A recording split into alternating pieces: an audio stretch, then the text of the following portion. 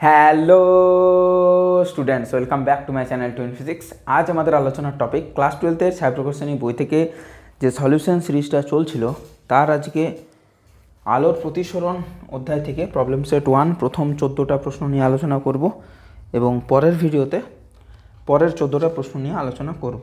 মোট 28টা প্রশ্ন আছে।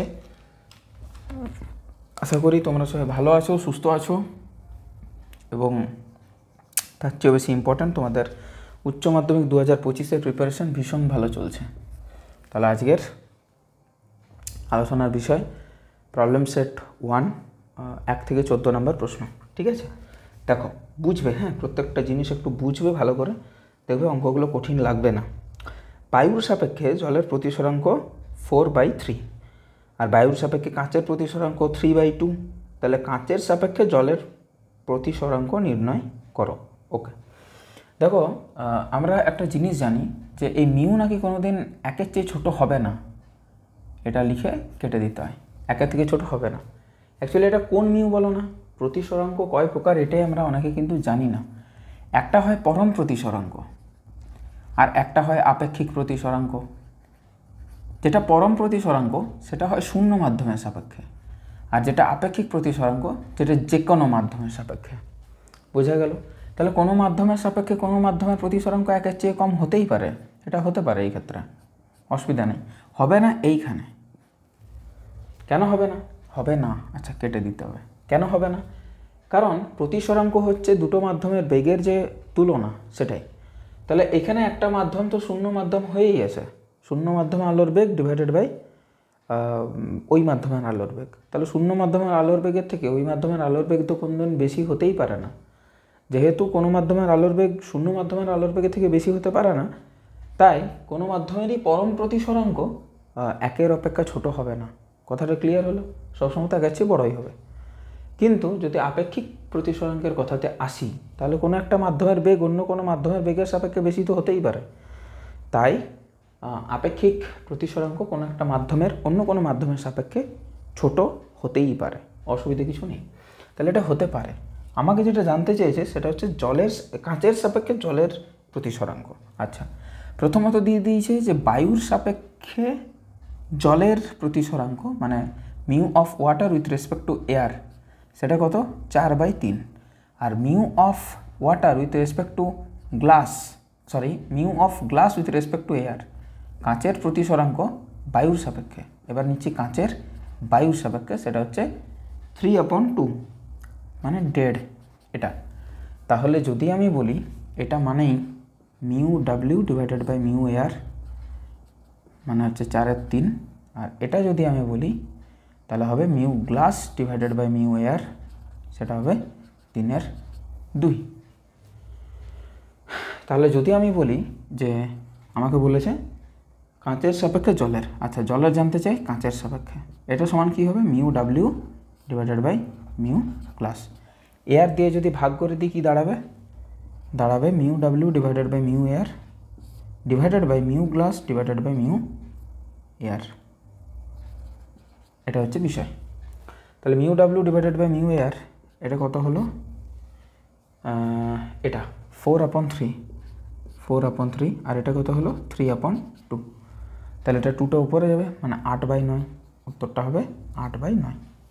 দেখো এটা অ্যান্সার আছে, এটা অ্যান্সার আছে। বোঝাতে পারলাম আশা করি। 2 নম্বরের প্রশ্ন। 2 নম্বরের প্রশ্ন কী বলেছে? জলের প্রতিসরাঙ্ক 4/3।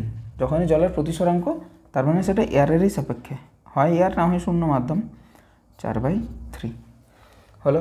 শূন্য মাধ্যমে আলোর বেগ 3 × 10⁸ মিটার পার সেকেন্ড। শূন্য মাধ্যমে আলোর বেগকে আমরা সি দ্বারা চিহ্নিত করি এবং সেটা 3 × 10⁸ মিটার পার সেকেন্ড হলে জলের ভিতর 900 মিটার দূরত্ব অতিক্রম করতে আলোর কত সময় লাগবে জলের ভেতর?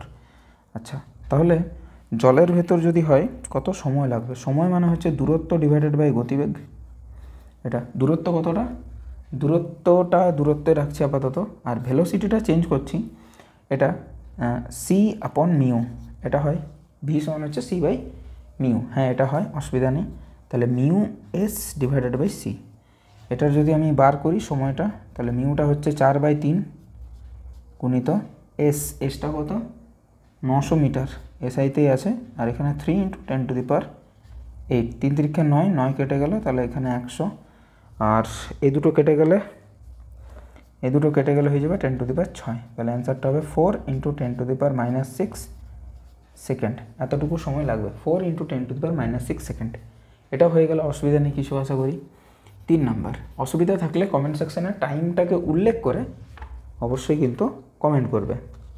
কাঁচে যেটা এয়ারের সাপেক্ষে দেখো বলে দিয়েছে, এইভাবে লিখেই দিয়েছে ব্র্যাকেটে, সেটা হচ্ছে 1.5।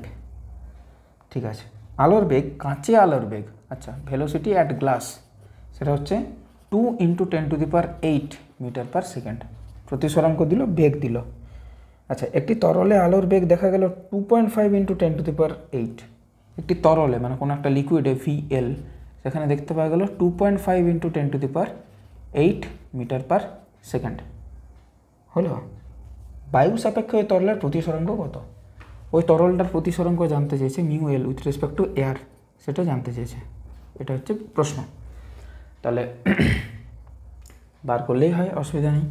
কোনো মাধ্যমের পরম প্রতিসরাঙ্ক যেটা হচ্ছে, সেটা হচ্ছে শূন্য মাধ্যমে আলোর বেগ ডিভাইডেড বাই ওই মাধ্যমে আলোর বেগ। এটা হচ্ছে গল্প। তাহলে আমি যদি বলি যে এখান থেকে, তাহলে মিউ ভেরিজাস 1/v। তাহলে আমি যদি বলি mu glass divided by mu ওই লিকুইডটা, সেটা হবে উল্টোটা, ভেলোসিটি ইন ওই লিকুইডটা, ভেলোসিটি ইন গ্লাস। তাহলে এখান থেকে আমরা লিখতে পারি যে মিউ গ্লাস 1.5, আর মিউ এল জানি না, আর VL 2.5 × 10⁸, আর এটা হচ্ছে 2 × 10⁸। এটা কেটে গেল, তাহলে মিউ এল যেটা দাঁড়ালো সেটা হচ্ছে 1.5/2.5, 5 3 15, দশমিকগুলো তুলে দাও, আর 5 5 25, তার মানে দাঁড়াচ্ছে 0.6। 0.6 হচ্ছে উত্তর। না, উত্তরটা তো এলো না, উত্তরটা হচ্ছে 1.2 বায়ু সাপেক্ষে ওই মাধ্যমে প্রতিসরাঙ্ক এত। কিন্তু একটা জিনিস, কাঁচেরটাই দিয়েছে 1.5, এরটা 1.2, মানে কম। হ্যাঁ, কম তো আমারও এসেছে। 5 3 15, 5 5 25। না, কাঁচে আলোর বেগটা দিয়ে দিয়েছে 2 × 10⁸, ভেলোসিটি ইন গ্লাস, আর এটা দিয়েছে একটি তরলে আলোর গতিবেগ দেখা গেল 2.5 × 10⁸। আচ্ছা, ও এখানে একটা 2 আছে না, 2টা একটা গুণ হবে, তাহলে এটা 6 হয়ে যাবে, আর এটা 1.2। এখানটাতে গণ্ডগোলটা হচ্ছিল। 3 নম্বর ক্লিয়ার। 4 নম্বরটা করবো, তার আগে বোর্ডটাকে পরিষ্কার করে নিই। সোজা অঙ্ক আছে, কঠিন নেই, খুব একটা যে বুঝতে সমস্যা তাও নেই। ঠিক আছে, শুধু মিস্টেক করো না, গুণ টুনে কোনো ভুল করো না, প্রসেসে ভুল করো না, সিলি মিস্টেক করো না, তাহলে দেখবে ফুল মার্কস পাওয়া যাবে, অসুবিধা কিছু নেই। 4 নম্বর কি বলেছে? 4 নম্বর বলেছে 3 × 10⁸ মিটার/সেকেন্ড বেগে বায়ু মাধ্যম থেকে এসে একটি রশ্মি একটি মাধ্যমে 45 ডিগ্রি কোণে আপতিত এবং 30 ডিগ্রি কোণে প্রতিসৃত হলো। আচ্ছা, তাহলে আপতন কোণটা বেশি, প্রতিসরণ কোণটা কম। কখন হয় আপতন কোণ বেশি আর প্রতিসরণ কোণটা কম? যদি সেটা কি হয়, যদি সেটা বেশি কোণে এলো, কম কোণে মানে কাছে চলে এলো। কাছে কখন আসে? যখন লঘু থেকে ঘন হয়, লঘু থেকে ঘনতা হয়। তাহলে প্রথমে লঘু ছিল, পরে ঘন হলো। প্রথমে লঘুটাকে বায়ু, পরের ঘনটাকে জানি না, প্রশ্ন এটাই। তো কি বলেছে, ওই মাধ্যমে আলোর বেগ কত? আচ্ছা, ওই মাধ্যমে আলোর বেগটা তাহলে কত? এটা কি করে করা যেতে পারে? এটা করা যেতে পারে মিউ থেকে। আপতন কোণ sin I divided by sin R, সেখান থেকে আমরা মিউ পাবো। আবার মিউ সমানই জানি আমরা C/V। হলো, ব্যাপারটা বোঝাতে পারলাম? হ্যাঁ, তাহলে এখান থেকে আমরা যেটা পাচ্ছি sin 45 degree divided by sin 30 degree সমান হচ্ছে C, মানে হচ্ছে 3 × 10⁸, আর ভিটা জানি না। হলো, ওই মাধ্যমে আলোর বেগ কত? বেগটাই জানতে চেয়েছে। তাহলে এখান থেকে যদি নির্ণয় করি এটা হবে 1/√2, আর এখান থেকে যদি করি 1/2, এখানে হবে 3 × 10⁸, এখানে হবে ভি। তাহলে এখান থেকে যদি আমি ভি বলি, ভিটা কত হবে 3 × 10⁸ গুণিত হাফ গুণিত √2/2, √2/1, এটা কাটলে এখানে √2, আর 3/√2 এর মানটা আমাদেরকে নির্ণয় করতে হবে 3/√2, 2.12 × 10⁸ মিটার/সেকেন্ড। আশা করি বোঝাতে পারলাম। 4 নম্বরের ম্যাথটা কমপ্লিট। 5 নম্বরে কি বলেছে দেখো।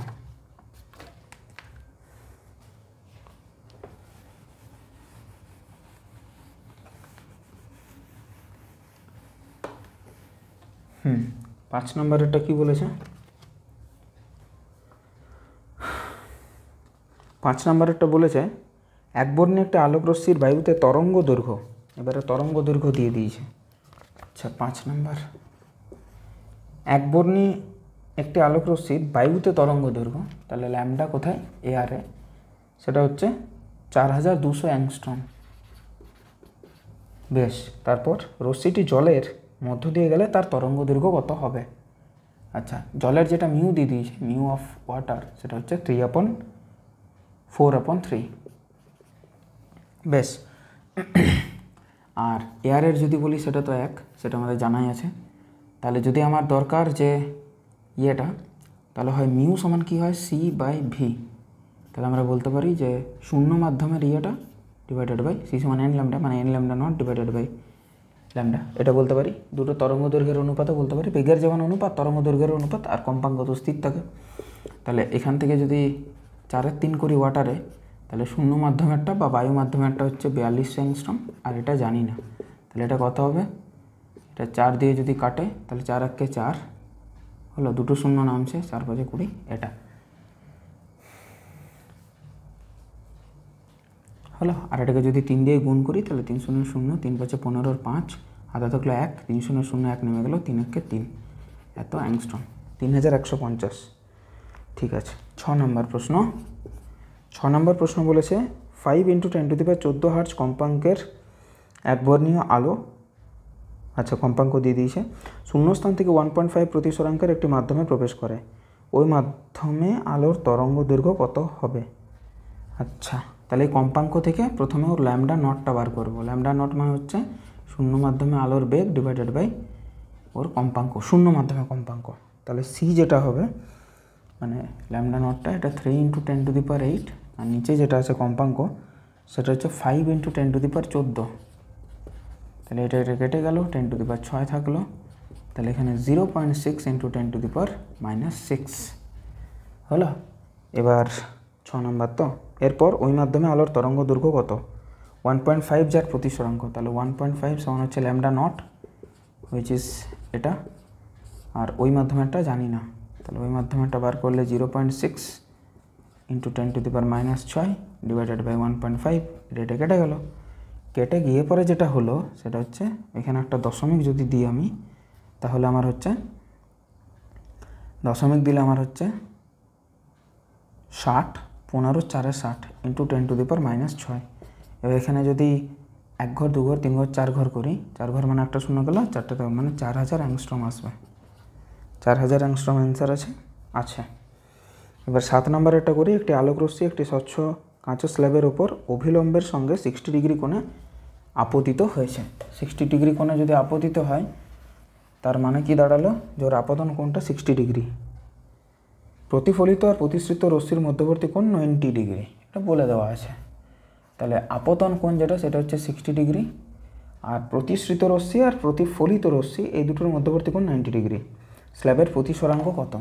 আচ্ছা, তাহলে তাই যদি হয় যে 60 ডিগ্রি কোণে এসে আপতিত হলো, এটা হচ্ছে বিষয়, তাহলে 60 ডিগ্রি কোণে ফেরতও যাবে, আর প্রতিসৃত যে ব্যাপারটা সেটাও 90 ডিগ্রিতে থাকবে, এইভাবে থাকবে। এটা 90 ডিগ্রি যেতে হয়, তাহলে এটা যদি 60 ডিগ্রি হয় এটাও অতি অবশ্যই 60 ডিগ্রি, আর এটা যদি 60 ডিগ্রি হয়ে যায় তাহলে এইটুকুটা 30 আর এইটুকুটা আবার 60। আশা করি বোঝাতে পারলাম, কোনো অসুবিধা নেই। আর এটা যদি আবার 60 হয়ে যায় এটা আবার কিন্তু 30 ডিগ্রি। পুরো জিনিসটা বোঝাতে পারলাম?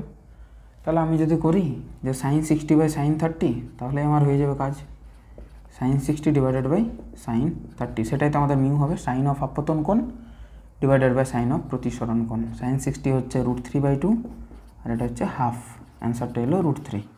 হয়ে গেল আশা করি, অ্যান্সার √3 আছে। 8 নম্বর, একটি জলপূর্ণ পাত্রের তলদেশে একটি আয়তাকার কাঁচের স্ল্যাব বসানো আছে। জলের পৃষ্ঠের উপরে 50 ডিগ্রি কোণে আপতিত রশ্মি জলের মধ্যে এসে কাঁচের উপর আপতিত হলো, মানে আপতন কোণটা 50 ডিগ্রি, সেটাও ঠিক আছে। কাঁচের মধ্যে প্রতিসরণ কোণ কত? আচ্ছা, জলের এবং কাঁচের প্রতিসরাঙ্ক এত আর এত। একটি জলপূর্ণ পাত্রের তলদেশে আচ্ছা আয়তাকার কাঁচের স্ল্যাব বসানো আছে। জলপৃষ্ঠের উপর থেকে একটা আলোক রশ্মি এখানে পড়লো, মানে বায়ু থেকে জলে এলো, জল থেকে কাঁচে এলো।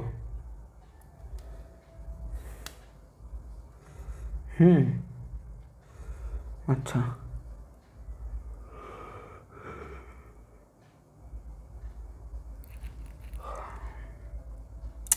কাঁচের ওপরে আপতিত হলো, জলের মধ্য দিয়ে কাঁচের উপরে আপতিত হলো, কাঁচের মধ্যে প্রতিসরণ কোণ কত? হ্যাঁ, এটাই হচ্ছে বিষয়। তাহলে প্রথমে বায়ু থেকে জল, প্রথম কাণ্ডটা কি? বায়ু থেকে জল। আর পরের কাণ্ডটা কি? জল থেকে কাঁচ, জল থেকে কাঁচ, এটা মাথায় রাখতে হবে। তাহলে এইখানে যদি আমি জলের প্রতিসরাঙ্ক দেখি, সেটা 4/3। তাহলে 4/3 সমান আমি বলতে পারি যে sine 50 degree divided by sine R1। বোঝাতে পারলাম? মানে অ্যাকচুয়ালি এই টাইপের একটা বিষয়, এটা জলের মধ্যে আছে, এইখানে একটা কাঁচের স্ল্যাব আছে। তাহলে প্রথমত হচ্ছে এখানে জলে পরিপূর্ণ, তারপর কাঁচ। তাহলে আলোক রশ্মি এখানে এলো, তাহলে জল থেকে কাঁচ মানে কাছে চলে আসবে, এইভাবে আসবে, যততে এসেছে তততে এখানে এসে পড়বে। তাহলে এটার মানটা বার করি প্রথমত। এটা তো বার করা যাবে না, সাইন R1টা যেটা হবে সেটা হবে সাইন 50 ডিগ্রি গুণিত 3/4। কথাটা বোঝাতে পারলাম? সেই কোণে এসে আপতিত হয়েছে, মানে R1টাই ওর জন্য কিন্তু আপতন কোণ। এবার জল থেকে কাঁচে এটা আপতন কোণ, আর কাঁচ থেকে বেরিয়ে যখন যাবে জল থেকে কাঁচে, জল আর কাঁচের মধ্যবর্তী যে আপতন কোণ আর প্রতিসরণ কোণটা কত হবে? জল থেকে কাঁচ মানে আরও ঘন, ঘন মানে আর একটু কাছে চলে আসবে, এইভাবে আসবে। এই কোণটা বেসিক্যালি জানতে চেয়েছে, এই কোণটা। ঠিক আছে, তাহলে সেই ক্ষেত্রে আমরা যদি করি, সেই ক্ষেত্রে হচ্ছে মানে আমরা কি করি, যে মাধ্যম থেকে আসছে কার? জল। তাহলে জলের হচ্ছে প্রতিসরাঙ্ক 4/3, কততে আসছে? সাইন R1 কোণেই আসছে, ইজিক্যাল টু তোমার হচ্ছে কাঁচে যাবে, কাঁচের প্রতিসরাঙ্ক 3/2, তাই তো? 3/2, হ্যাঁ 3/2, আর সেটার সাইনের মান, সাইন অফ ওই কোণটা যেটা হচ্ছে নির্গমন কোণ ধরছি I2। কথাটা বোঝাতে পারলাম আশা করি? অসুবিধা কিছু নেই। সাইন 50 ডিগ্রির মান দেয়নি না, তাহলে বার করতে হবে, কিছু করার নেই। তাহলে এখানে আমাদের সাইন I2 এর মান দাঁড়াচ্ছে, সাইন I2-র মান দাঁড়াচ্ছে 4 × 8/9 into sign R1। Sign R1 মানেই এটা 3/4 গুণিত সাইন 50 ডিগ্রি। তাহলে এখানে 4 × 2 = 8, 3 × 3 = 9, মানে 2/3 সাইন 50 ডিগ্রি। বোঝাতে পারলাম? তাহলে এটার মানটাকে বার করি, তার সাইন ইনভার্স নিয়ে নেবো, কাজ শেষ। প্রথমে সাইন 50 বার করি, তার সাথে গুণিত 2/3, তাহলে 0.51 হলো। এটা অলমোস্ট ইকুয়ালস টু 0.51। এটার যদি সাইন ইনভার্স নিতে হয়, এটার সাইন ইনভার্স, তাহলে সেটা আসছে মোটামুটি 30.71, মোটামুটি কাছাকাছি গেছে, হ্যাঁ গেছে। তাহলে এখান থেকে যদি আমি I2 বার করি, I2 হচ্ছে 30 ডিগ্রি হচ্ছে, আর ওই যে 0.71 ওইটাকে যদি ভাগ করি 0.71 গুণিত 60 করে, তাহলে মিনিট আসবে, এটা হচ্ছে অলমোস্ট 42 মিনিট। তারপর আরও আছে, থাক, সেটাকে এখানে 43 মিনিট ধরে নিয়েছে, on an average almost 43 minute. হ্যাঁ তাই আসবে, অসুবিধা কিছু নেই। ঠিক আছে, বুঝতে পারলে? বুঝতে না পারলে কমেন্ট করবে কিন্তু। চলো এখানে আমাদের 9টা প্রশ্ন হলো কমপ্লিট। এরপরে দেখা যাক কী প্রশ্ন আছে আমাদের জন্য। কত নাম্বার? 10 নাম্বার, তাই তো? 10 নাম্বার একটু দেখা যাক। এটার মুখটা ঠিক শার্প নেই। কত নাম্বার? 10 নাম্বার। কি বলেছে? 10 নাম্বার বলেছে একজন শিকারী জলের ওপর থেকে 6 মিটার গভীরে একটি মাছকে দেখলো। এটা কি দেখলো না মনে হলো? মনে হলো। মাছটি শিকার করতে সে একটি বর্ষা ছুড়ল। জলের কত গভীরতায় মাছটি বর্ষাবিদ্ধ হবে? কোথায় হবে বলো না? তার রিয়েল গভীরতাতে। জলের প্রতিসরাঙ্ক হচ্ছে 4/3। তাহলে এখানে μ1টা হচ্ছে আমাদের বায়ু, হলো, আর μ2টা হচ্ছে এখানে আমাদের জল, যার প্রতিসরাঙ্ক হচ্ছে 4/3, না 3/2, না 4/3 দিয়েছে, আর এখানে এটা হচ্ছে 1। বোঝাতে পারলাম? ঠিক আছে। তাহলে এইখানে যদি আমি দর্শক আমাদের কি আছে? দর্শক আমাদের আছে লঘু মাধ্যমে।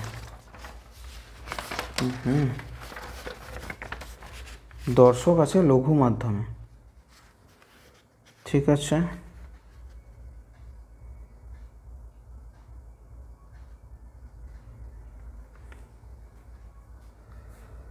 তাহলে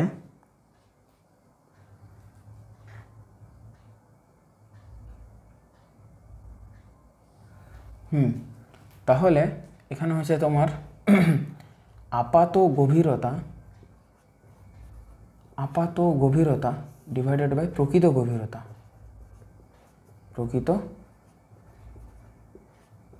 গভীরতা। সমান মানে d'/d সমান হচ্ছে μ2/μ1, μ2 ডিভাইডেড বাই μ1।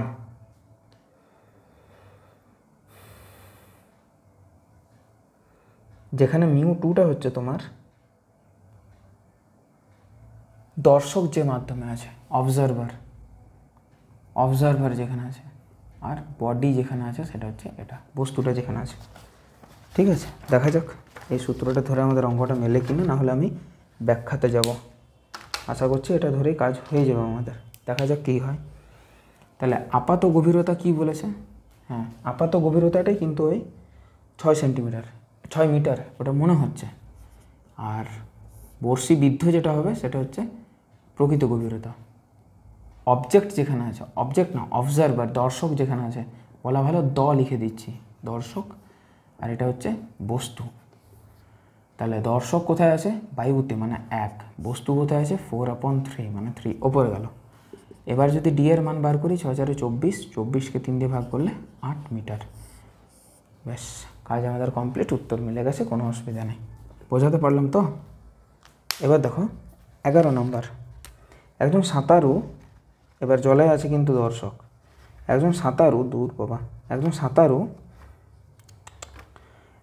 সাঁতারু জলের উপরিতল থেকে 20 মিটার নিচে আছে। আচ্ছা, সাঁতারু কিন্তু সত্যিকারেরই 20 মিটার নিচে আছে। সাঁতারুর চোখের সোজা জলতল থেকে 18 মিটার উপরে, 18 মিটার উপরে একটি পাখি আছে। বেশ, জলের প্রতিসরাঙ্ক 4/3। পাখিটি জলতল থেকে সাঁতারুর কাছে যে উচ্চতায় আছে বলে মনে হবে। তাহলে ওর রিয়েল ডেপথটা কি? রিয়েল হাইটটা কত? রিয়েল হাইট কিন্তু বাবা ও নিজেই আছে 12 মিটার নিচে, আর জলের ওই জায়গা থেকে, ওর জায়গা থেকেও 18 মিটার উপরে দেখছে। তাহলে ও জলের থেকে কতটা উপরে দেখছে? না 6 মিটার উপরে দেখছে। এটাও রিয়েল না, মনে হচ্ছে, অ্যাপারেন্ট। এটা মনে হচ্ছে না, এটা রিয়েলই, হ্যাঁ রিয়েল, এটা রিয়েল। অ্যাপারেন্ট যেটা ওর মনে হবে, সেটা জানি না। ঠিক আছে, তাহলে আপাত এখানে যদি আমি ইউজ করি, আপাতটা কত? মানে অ্যাপারেন্ট ডি, প্রকৃতটা কত? 6 করে দেখি, না হলে তো আছি আমি, অসুবিধা নেই। গামা দর্শক কোথায় আছে? জলে। এই ক্ষেত্রে জলের যেটা সেটা হচ্ছে 4/3, তাই তো? হ্যাঁ, আর এখানে বস্তু কিন্তু আছে বায়ুতে, মানে পাখিটা, সে কিন্তু 1। তাহলে ডিটা কত হবে? না 8 মিটার।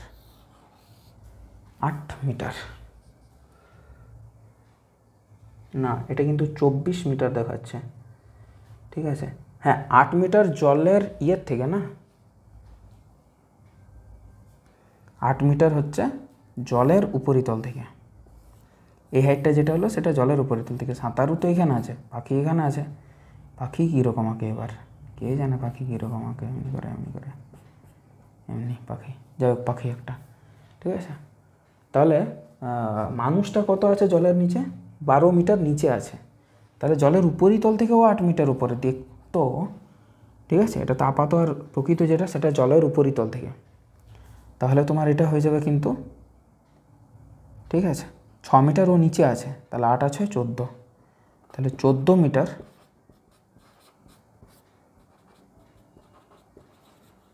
উপরে দেখবে ওর জায়গা থেকে, কারণ ও নিজেই তো 6 মিটার নিচে আছে বাবা।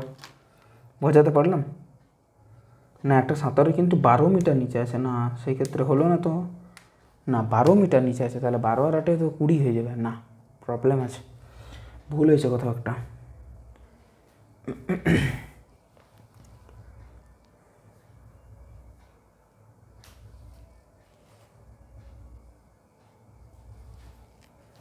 প্রবলেম হলো কোথাও একটা।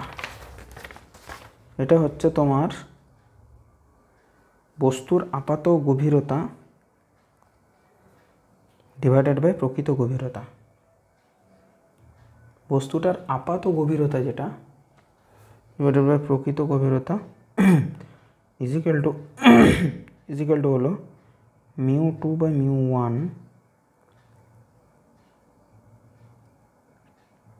μ1টা যার 1, বস্তু যে মাধ্যমে রাখা আছে তার প্রতিসরাঙ্ক। বস্তু কোথায় আছে? বায়ুতে। আচ্ছা,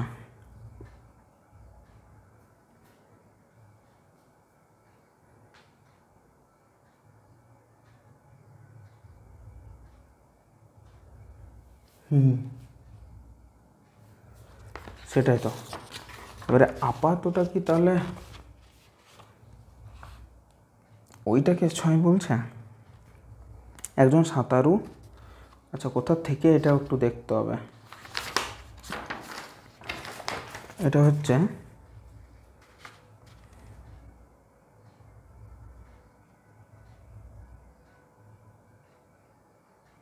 এখানে উচ্চতারটা নেয়নি।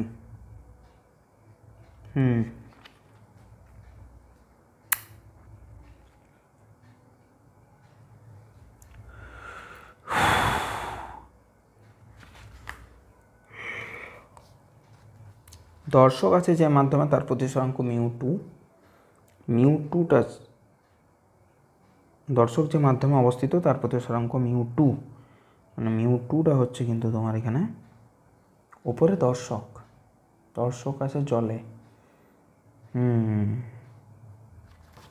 সব কিছু তো ঠিক আছে, এখানটাতে যেটা হবে,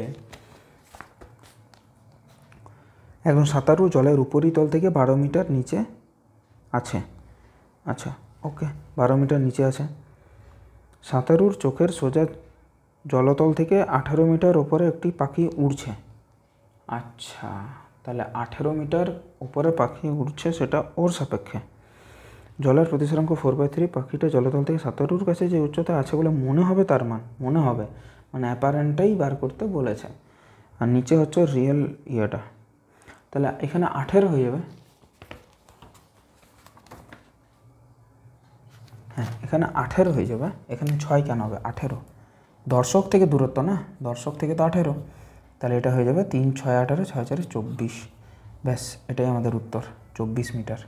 24 মিটার উচ্চতাতে দেখবে বলে মনে হবে। দেখবে যেটা, সেটা তো ওর চোখ যেখানে আছে, সেটা জলতল থেকে কেন নেব? ওর চোখ তো আছে জলের নিচে, তাহলে সেরকমই নিতে হবে আমাকে। ঠিক আছে, চলো নেক্সট 12 13 14 আরও 3টে প্রশ্ন আমাদের আছে।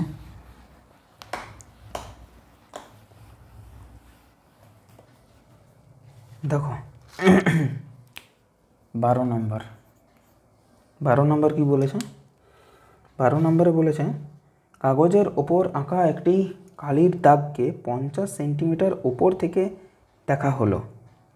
আচ্ছা, 50 সেন্টিমিটার ওপর থেকে দেখা হলো মানে রিয়েল যেটা, সে রিয়েলটাই কিন্তু 50 সেন্টিমিটার, সত্যিকারেরই দেখা হলো। আচ্ছা, কাগজের ওপর 15 সেন্টিমিটার পুরু একটি কাঁচের স্ল্যাব রেখে কালির দাগটিকে দেখা হলে কালির দাগটি কত উপরে উঠে এসেছে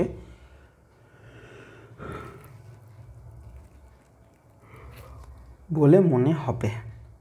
আচ্ছা, কতটা উপরে উঠে এসেছে বলে মনে হবে। তাহলে অ্যাপারেন্টটাকে বার করি, তারপর দুটোকে বিয়োগ করব। তাহলে অ্যাপারেন্টটা কত হবে divided by real. Apparent divided by রিয়েলটা কত হয় না μ2 বাই μ1। μ2 মানে যেখানে দর্শক ডিভাইডেড বাই এই যে মিউ দ ডিভাইডেড বাই মিউ ব। ঠিক আছে, তাহলে দর্শক কোথায় আছে? বায়ুতে আছে। তাহলে দর্শক বায়ুতে থাকলে ওপরে 1 আর নিচে এই ক্ষেত্রে কিন্তু তোমার কাঁচ যেহেতু বলেছে তাহলে 1.5 বলেছে, তাই না? এটা হলো বিষয়। ঠিক, 15 সেন্টিমিটার পুরো একটি কাঁচের স্ল্যাব রেখে, আচ্ছা তাহলে 15 সেন্টিমিটার পুরো কাঁচের স্ল্যাব রেখে দিলাম, কতটা উপরে উঠে এসেছে বলে মনে হবে। আচ্ছা, এটা করে দেখি। তাহলে অ্যাপারেন্ট যেটা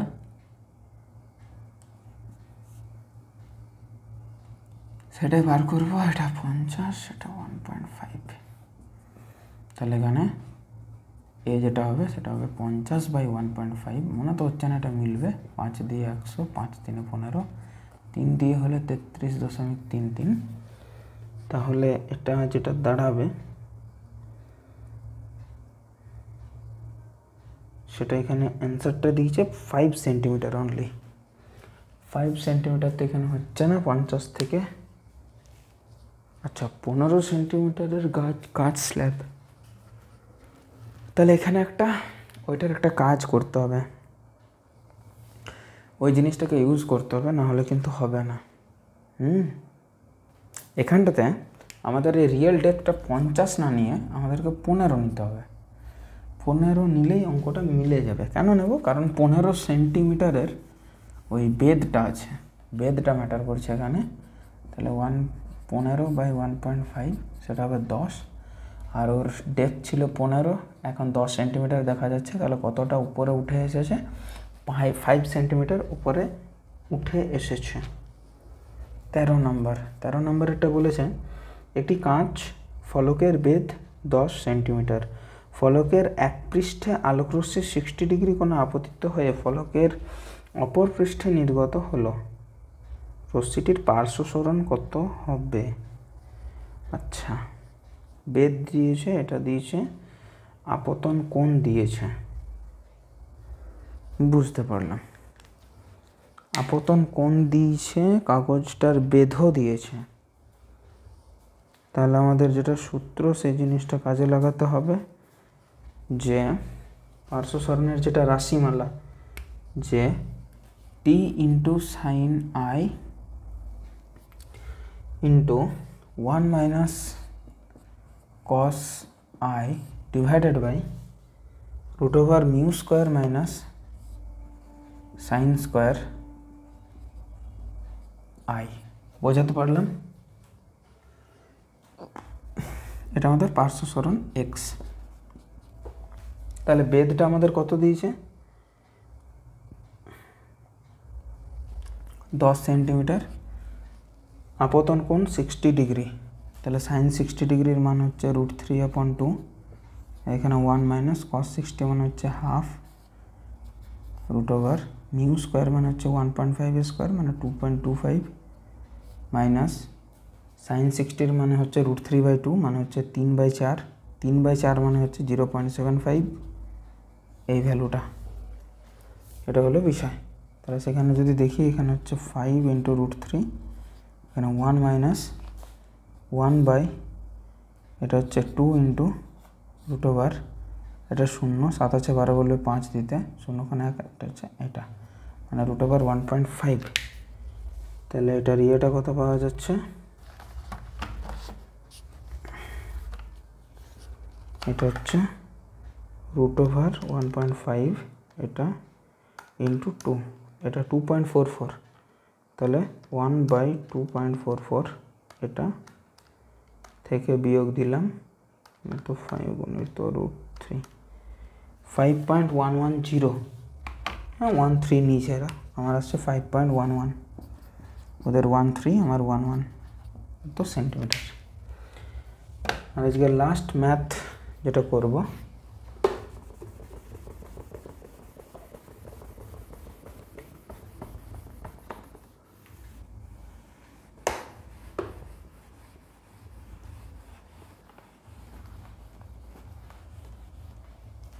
বেশ 14 নম্বর।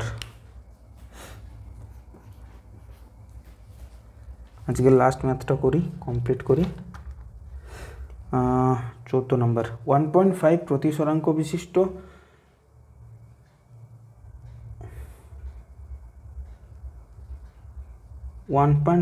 প্রতিসরাঙ্ক বিশিষ্ট 13, 14 নম্বর, হ্যাঁ ঠিকই পড়ছি, আমি পরেরটা পড়ছিলাম। 1.5 প্রতিসরাঙ্ক বিশিষ্ট 3 সেন্টিমিটার বেধের একটি আয়তাকার কাঁচের ফলককে আচ্ছা একটি অবতল দর্পণের সামনে এবং প্রধান অক্ষের সঙ্গে লম্বভাবে স্থাপন করা হলো। দর্পণের বক্রতা ব্যাসার্ধ